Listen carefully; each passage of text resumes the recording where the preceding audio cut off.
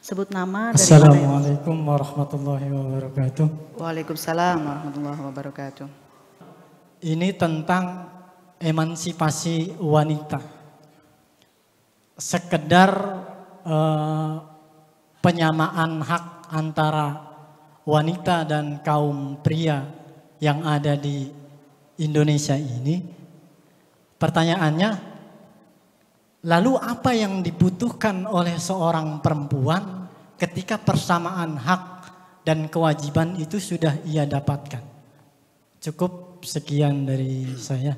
Wassalamualaikum warahmatullahi wabarakatuh. Emansipasi wanita itu di Eropa, di Timur Tengah, di dunia, ya, kesetaraan, kebebasan perempuan untuk bisa ambil bagian dalam tugas-tugas sosial, hak sipil perempuan.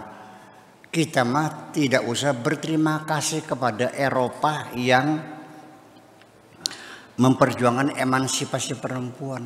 Kita dari dulu juga perempuan dan laki-laki sudah setara kok. Di Arab ya perempuan pakai cadar, kalau di rumah dikunci dari luar, keluar nggak boleh, dagang nggak boleh, jadi bupati nggak boleh, bekerja di luar rumah tidak boleh, hanya di rumah. Di sini perempuan bisa keluar nggak? Bisa jadi bupati nggak? Di gubernur, jadi menteri, jadi presiden. Lalu di mana masalahnya? Kita nggak ada masalah kok. Karena budaya kita sejak awal laki perempuan sama kok. Ya, dalam bahasa jelas saya katakan. Di Arab laki perempuan beda, dibedakan dalam segala hal.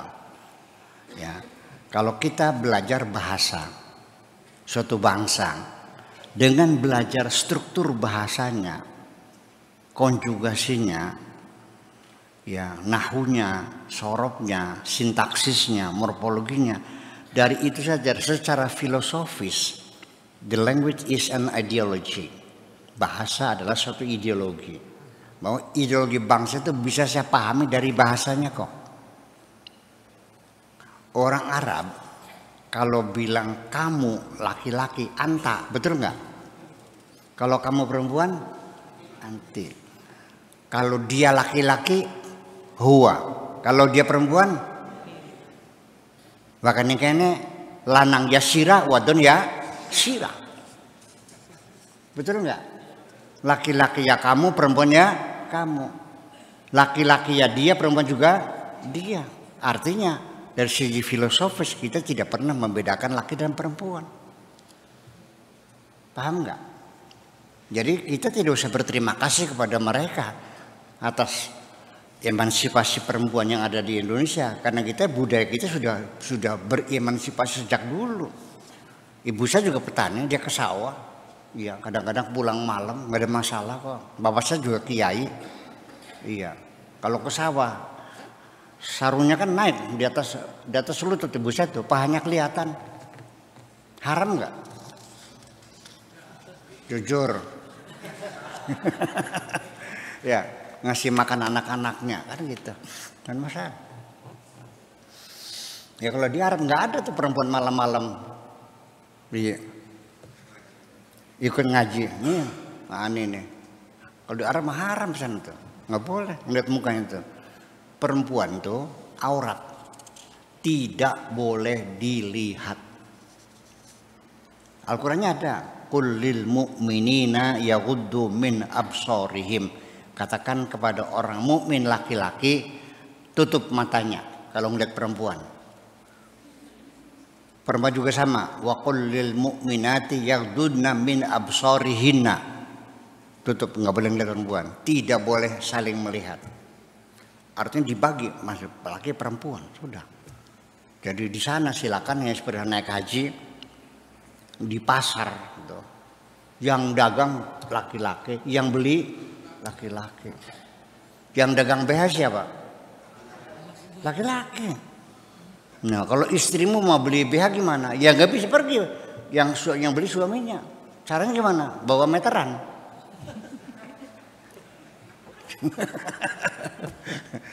Seperti itu. Nah, itu. Ya, jadi artinya bahwa emansipasi semacam itu ya, nah hanya karena pengaruh peradaban Arab ini masuk ke Indonesia, sedikit banyaknya ya ada namanya asimilasi kebudayaan, akulturasi budaya, dan ada saling pengaruh mempengaruhi yang kembali kepada keagamaan kita, pemahaman sendiri. Bapak mati, bagi waris, oke? Bagaimana cara baginya? Laki-laki dapat sepikulan, perempuan dapat segendongan. Laki-laki 2 bagian, perempuan 1 bagian. Itu di Arab, itu adil. Atas pertimbangan karena anak laki-laki kontribusinya terhadap ekonomi keluarga itu jauh lebih besar. Dia ke sawah, dia membantu orang tua, dia nunggu toko, dia tanggung jawab untuk melihara orang tua. Segala-galanya serba anak laki-laki. Perempuan yang nganggur, nggak punya tuh apa. Jadi pantaslah laki-laki dapat 2. Ketika kawin, laki-laki bayar mas kawin. Kalau perempuan dapat mas kawin. Laki-laki wajib memberikan nafkah. Anak perempuan kalau kawin mendapat nafkah. Atas dasar itu maka adil. Anak laki-laki dapat 2, perempuan dapat 1. Tetapi di Indonesia yang bantu orang tua mengasuh adik-adik yang kecil itu anak laki apa anak perempuan?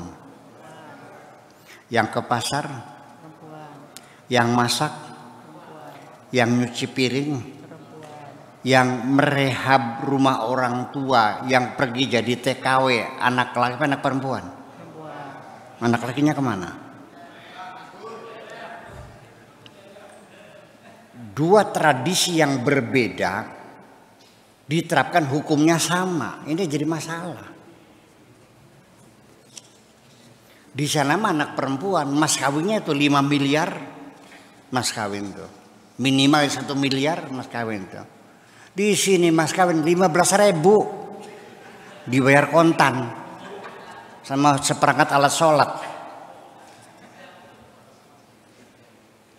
Nah, saya pernah menyampaikan hal ini kepada Bapak Menteri Munawir Syadzali dan beliau memahaminya. Lalu beliau sampaikan di publik ke masyarakat umum di atas mimbar, ya, dia menyatakan bahwa hukum waris tidak relevan untuk di Indonesia. Langsung diserang oleh semua orang, habis semuanya. Iya, betul nggak?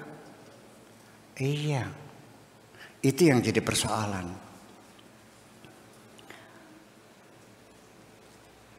Ketika menyangkut nasib perempuan yang berkaitan dengan hukum fikih, itu tidak bisa dihindari. Pengaruh Arabnya besar sekali, betul nggak? Anak perempuan bisa dikawinkan tanpa batas umur. Mangga dibaca kitabnya. Kitab kuningnya sok dibaca. Bolehkah anak perempuan dinikahkan umur 6 tahun? Boleh. 5 tahun? Boleh.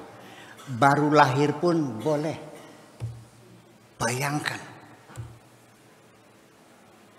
Apakah kita sekarang menerima anak perempuan tidak sekolah, tidak belajar, tidak punya keterampilan, langsung dinikahkan? Masih kecil itu. Hanya saja kalau perempuannya itu kurus, nggak boleh dipakai. Tapi kalau gemuk boleh. Bayangkan. Terus perempuan bisa dipaksakan kawinnya. Dipaksa. Suka tidak suka yang ngawinkan bapak kandung dan anaknya anak perawan, belum pernah nikah, bapaknya wali mujbir, bisa dipaksakan tanpa di. Nah, ini berpengaruh pada kita. Di sana masyarakat Arab tuh laki perempuan gak nyampur, dipisah. Di Indonesia sudah mulai bergeser. Ketika menikah, laki-lakinya di hadapan saya, Pak Naibnya menyerahkan, orang tuanya menyerahkan kepada saya, tolong nikahkan anak saya, karena belinya ragu-ragu, dia tidak mengerti hukum nikah, jadi tolong kepada saya. Pengantin perempuannya nggak ada. Bayangkan, sudah mulai bergeser bahwa di acara pernikahan ijab kabul dengan pengantin laki-laki, perempuannya belum keluar. Alasannya masih haram, belum nikah, tidak boleh berdampingan. Betul nggak? Saya bilang, kenapa harus begitu? Yang tiap hari di pasar kita campur dengan perempuan kok. Di sekolah campur dengan perempuan. Betul nggak? Di kantor juga pegawai laki-laki, perempuan juga campur. Ini orang mau kawin, ini nggak boleh duduk berdampingan karena belum nikah. Bayangkan, seorang perempuan akan dinikahkan dengan seorang laki-laki. Saat ijab kabul adalah momen-momen yang paling penting bagi perempuan itu. Pengen tahu nasib dia, masa depan dia ketika terjadi ijab dan kabul, menyaksikan di sampingnya. Ini nggak boleh. Bayangkan. Paham nggak? Penting nggak perempuan melihat proses ijab kabul? Menyangkutkan dirinya akan dikawinkan dengan lelaki. Nggak boleh lihat, nggak boleh hadir. Baru kamu sadari. Masuk akal enggak? Nah, itu yang jadi persoalan. Ada lagi. Ketika Bapak sudah menyerahkan taukil kepada saya. Lalu masyarakat sekitar memerintahkan, termasuk para kiainya, bapaknya itu diminta supaya menjauh, tidak boleh duduk di majelis, tidak boleh menyaksikan pernikahan anak perempuannya. Kan gimana lagi, masa orang tua tidak boleh menyaksikan ijab kabul anak perempuan, buah hatinya dikawinkan dengan lelaki, orang tuanya, bapaknya tidak boleh melihatnya, kan? Seperti itu. Itu sebetulnya kesalahpahaman, membaca kitab kuningnya nggak jelas.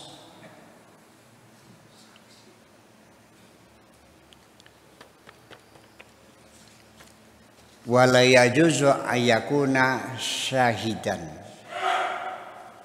Ini artinya seorang wali yang sudah mentaukilkan kepada orang lain untuk menikahkan anak perempuannya tidak boleh bertindak sebagai saksi, bukan tidak boleh menyaksikan. Salah paham kan? Salah paham kan? Itu masuk akal. Orang tua itu wali sudah menyerahkan kepada saya. Oke, mana saksinya? Bapaknya nggak boleh, masa bapak jadi saksi? Ngaco kamu mah. Yang tidak boleh itu jadi saksi, bukan tidak boleh menyaksikan. Ndeleng maoli. Sing bloleku dadi saksi, paham gak gitu? Saya panggil, duduk sini. Ini enggak, udah duduk sini. Udah. Kadang-kadang jengkel juga kadang-kadang. Ya semacam itu. Jadi ini persoalannya. Sudah ada lagi. Zawajtuka wa ankahtuka Fatimah binti Hasan mewakili bimahri kadza wa kadza halan.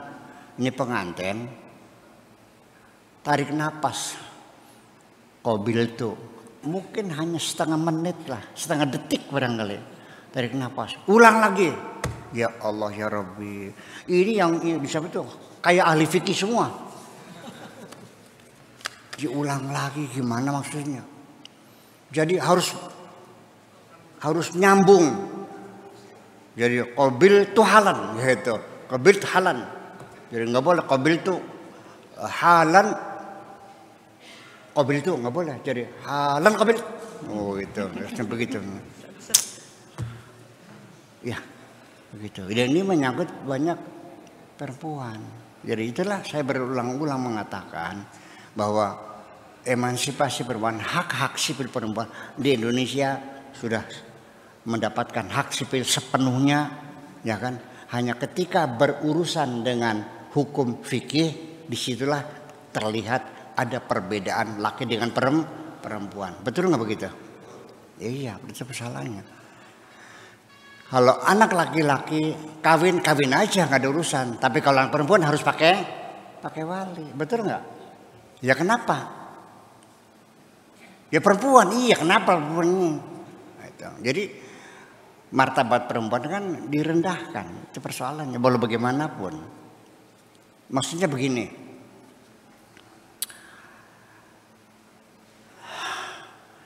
ketika wali itu tidak setuju, bisa kawin nggak perempuan tadi? Walinya tidak setuju, bisa kawin nggak? Ya bisa dong. La nikaha bila waliin, kata nabinya gitu. Tidak sah nikah tanpa wali, harus pakai wali. Jadi kalau walinya setuju, bisa kawin. Kalau tidak setuju, ya nggak bisa. Oke.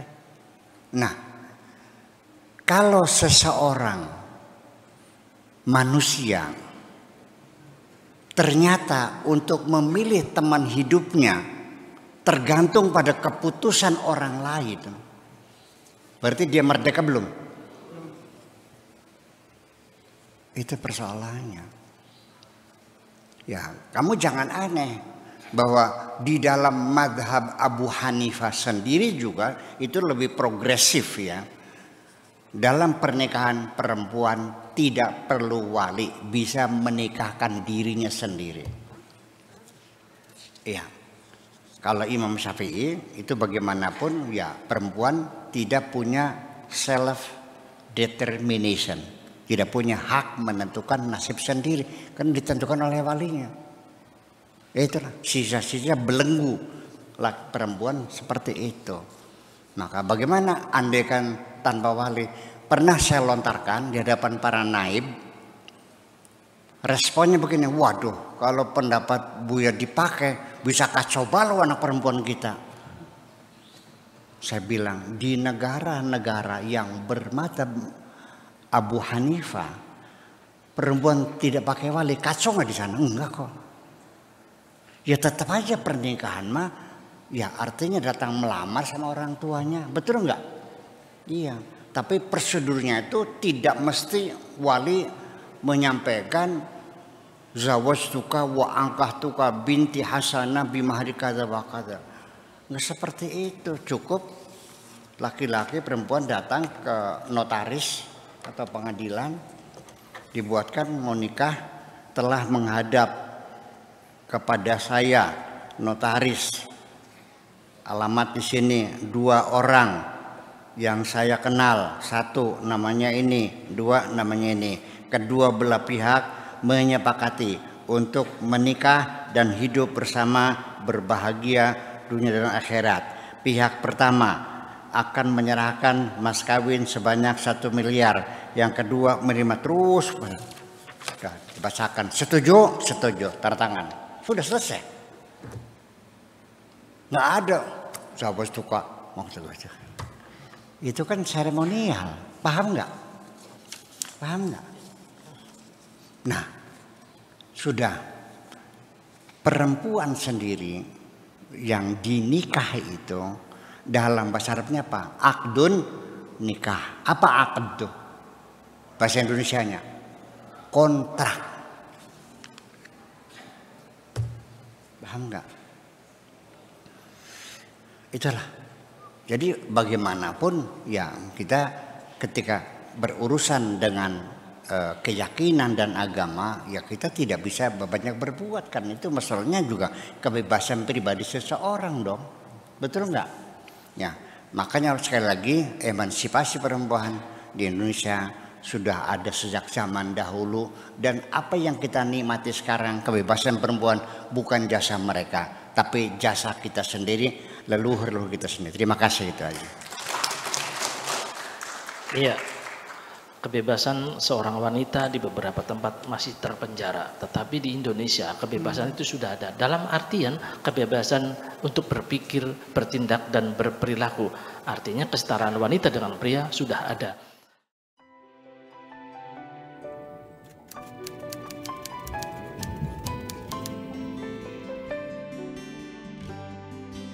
Aku hanya ingin berbagi kebahagiaan dan tidak menggurui siapapun. Terlalu sulit bagiku untuk menyalahkan siapapun. Akan tetapi apabila ada orang yang ingin mengisi raportku, tentu aku sangat gembira sekali. Dan kujamin aku tidak akan sakit hati sedikit.